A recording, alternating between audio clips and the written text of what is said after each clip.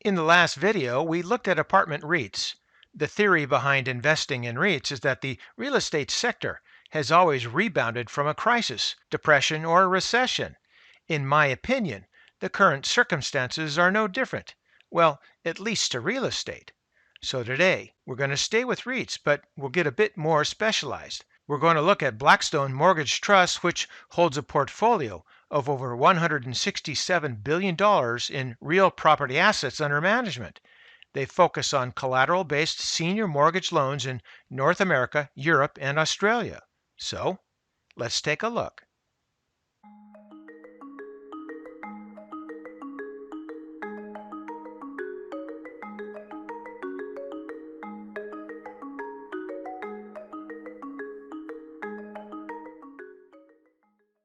After a hard hit in the first quarter due to the coronavirus crisis, Blackstone's second quarter report gave investors a pleasant surprise by beating expectations on both revenues and earnings per share.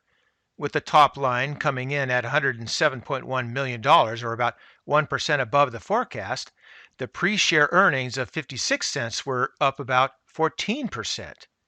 Even during the chaos, the company has kept its dividend payment stable through the first half of this year. The 62-cent quarterly dividend was paid out in mid-July, and at a $2.48 per share annualized, it offers investors a 10.3% return. That's more than 5 times the average found among S&P 500 listed stocks and 4 times the average found among peer companies in the financial sector. Analyst Donald Fandetti, who covers Blackstone Mortgage, has reason for optimism in Blackstone's balance sheet and what that means for the dividend. He wrote, reflecting a competitive advantage, Blackstone Mortgage was able to raise $607 million of debt and equity capital in the quarter, boosting their liquidity to $1.3 billion. This puts them in a position to go on offense when high return opportunities arise. And that's just what we want to do. Fandetti has an overweight or a buy rating and a $33 per share price target, which indicates about a 45% upside. So let's take a look at our charts. And we're looking at the monthly chart on Blackstone Mortgage Trust, and the symbol is BXMT for disclosure purposes. I do not hold any shares of BXMT at this time. The price chart goes to, say, mid-2013, but really we only need to focus on the last year or so, and certainly that top here at slightly above 40 with the plunge all the way down here to the mid-teens, but since then there's been improvement up to the current price of $22.72. But the price chart's not really going to tell us much, so we need to go to the oscillators, starting here with volume, definitely maximum negativity there, and then definitely a downward trend in the volume, which is good. Hopefully it's going to get back to normal. Into the MACD, you can see that we're at a negative 2.726, which is not too bad on the fast line, and negative 1.555 on the slow line. But it looks like the fast line is trying to bottom, trying to curve here and go sideways before it attempts a move up and through the slow line. And that's going to be a few months from now, so you have plenty of time to watch this.